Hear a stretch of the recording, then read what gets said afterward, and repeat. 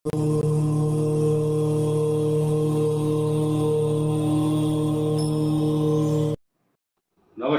वृश्चिक राशि के सभी दर्शकों का बहुत बहुत स्वागत। आज हम चर्चा इस बात की करेंगे कि वृश्चिक राशि के जब चतुर्थ भाव में राहु का कालसर्प योग बन रहा है और कुंडली के अंदर आपकी राशि के अनुसार जो कालसर्प दोष है, इसके साइड इफेक्ट को देखते हुए ऐसी स्थिति में जब 10 जून को बृहस्पति अस्त हो रहे हैं तो इसके 7 जुलाई तक अस्त रहने के साइड इफेक्ट वृश्चिक पर क्या होंगे।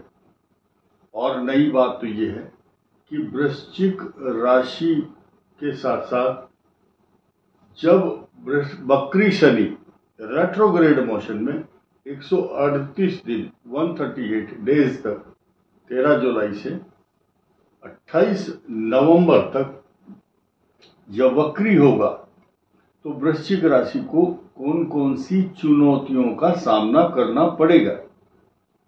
बड़े ध्यान देने की बात क्या है, ये बुधादित्य योग बन रहा है सूर्य और बुध के कारण। ये बहुत लंबे समय तक नहीं है, लेकिन अब नए समीकरण ये बनेंगे कि सूर्य और बुध का जो अगले राशि पर प्रवेश करना, बुध बृहस्पति और सूर्य, ये अल्पकालीन कुछ समय के लिए ही सही, लेकिन ये युति अष्टम भाव पर शुभत्व प्रदान करने वाली होगी।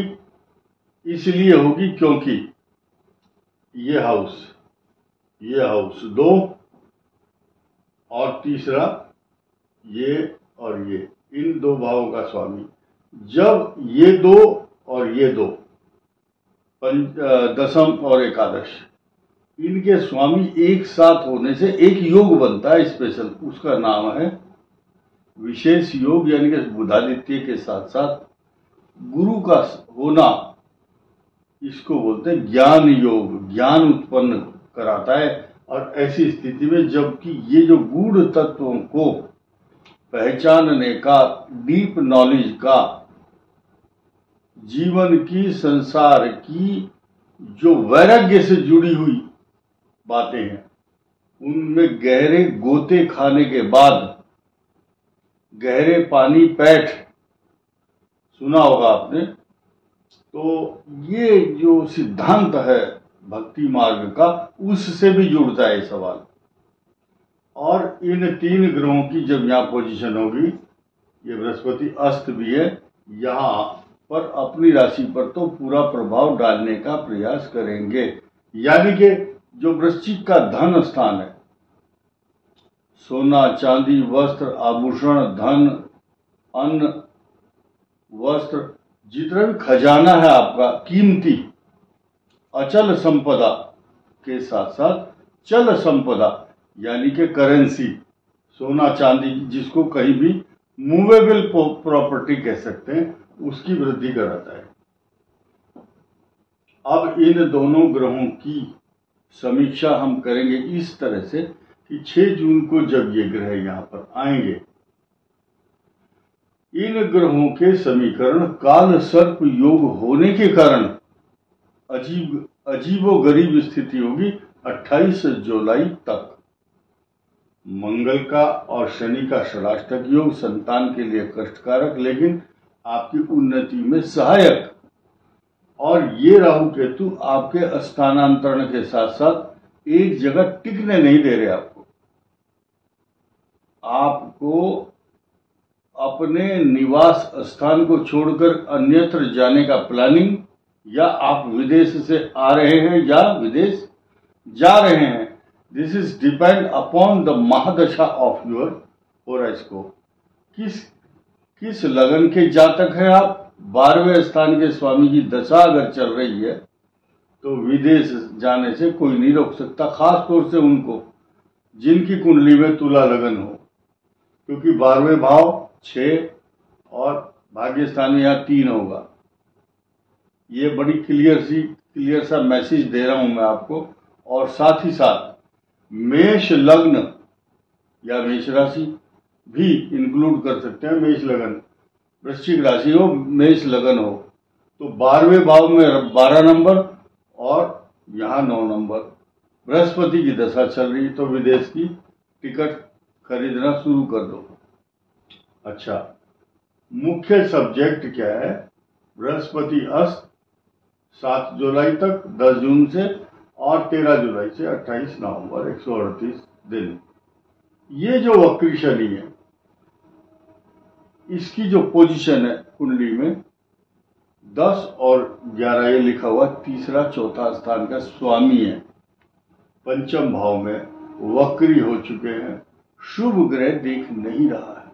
जब ऐसी स्थिति आती है कि बृहस्पति इस भाव का स्वामी अस्त हो चुका है और इनके पंचम भाव पर बैठे हुए शनि वक्री भी हैं, तो यानी कि एक तो कड़वा करेला और नीम के वृक्ष पर जब उसकी लता चढ़ जाती है तो अत्यधिक कटु हो जाता है, ज्यादा कड़वा हो जाता है। शनि यहाँ पर इन दोनों भावों से रिलेटेड ऐसे घर में बैठा हुआ है जिसका पति, जिसका स्वामी खुद अतिचारी और अस्त जैसी पोजीशन में अष्टम भाव में, ये अस्त लिखा हुआ है, अस्त, अगर इसको त की जगह ट बना दे तो अष्ट भी हो जाएगा। अष्ट मतलब कष्ट देने वाला, अष्टम भाव में। तो बड़ी प्रतिकूल स्थिति है।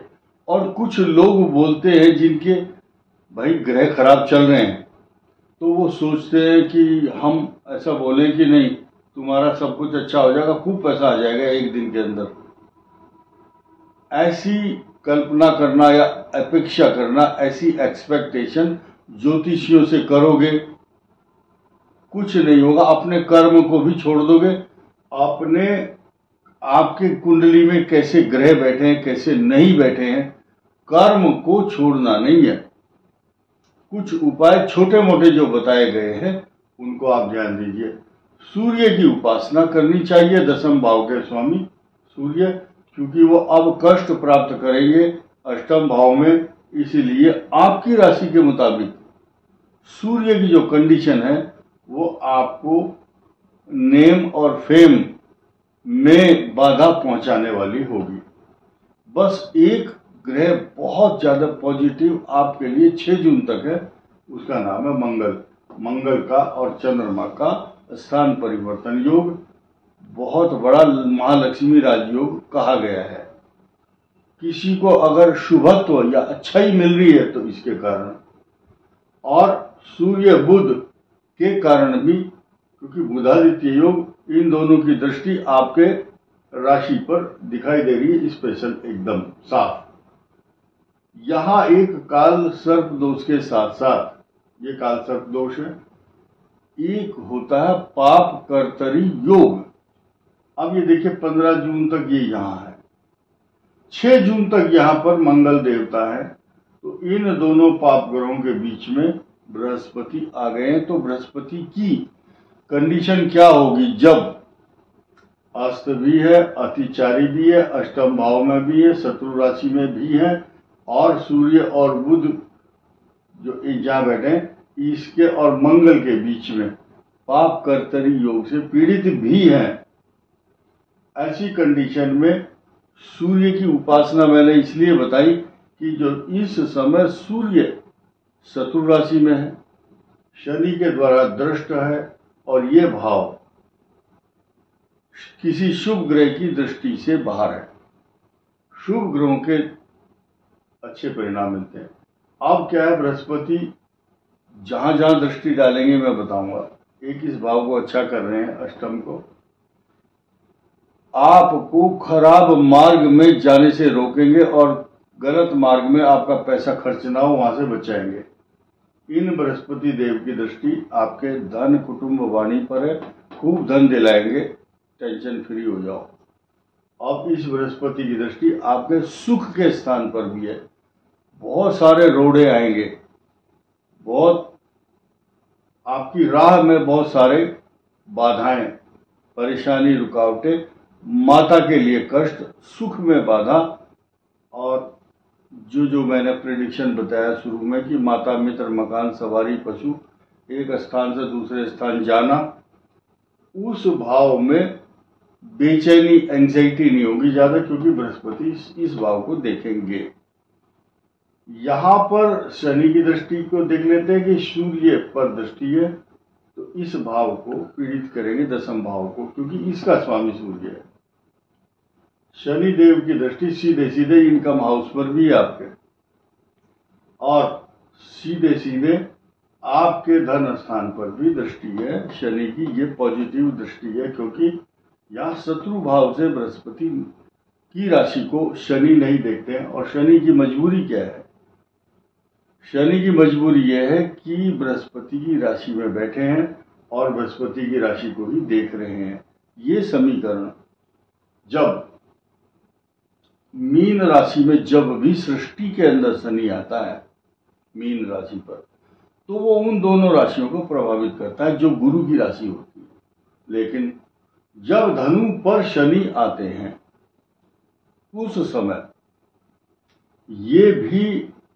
ये अपनी राशि को पॉजिटिव बनाते हैं, 1 2 3, यानी कि इतनी मजबूती देते हैं धनु का शनि। इस संसार में कहा गया है मंडलाधीश, प्रांतपति और किसी राज्य का मुखिया होता है ऐसा व्यक्ति, और उसके पास मकान, जमीन, सवारी, बहुत सुख प्राप्त होते हैं। अब देखिए यहाँ देखा, फिर इसके बाद यहाँ, और फिर इस बुध की राशि को पल्लवित और पोषित करते हैं। जब यहाँ शनि गोचर में होंगे तो वो समय निकल गया, बट एक उदाहरण के तौर पर मैंने समझाया आपको। ये वृश्चिक राशि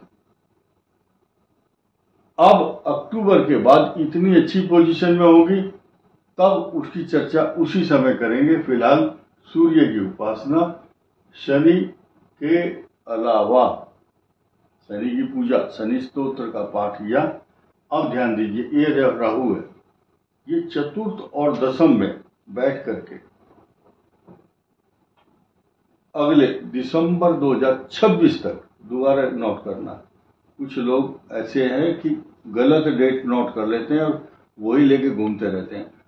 5 दिसंबर 2026 तक आपको जब भी होली, दीपावली, ग्रहण आता है, एक छाता, एक चप्पल, एक जूता, अन्न का दान, सरसों का तेल तथा गाय की उपासना, गाय को हरा चारा खिलाना, और जहां भी अनाथ आश्रम या गरीबों के लिए, बच्चों के लिए भंडारा होता है तो वहां कंट्रीब्यूट करना, अन्न से, वस्त्र से, जल से, धन से, ये न के न प्रकार है, यही ध्यान देना चाहिए। इस वीडियो में इतना ही। धन्यवाद, नमस्कार।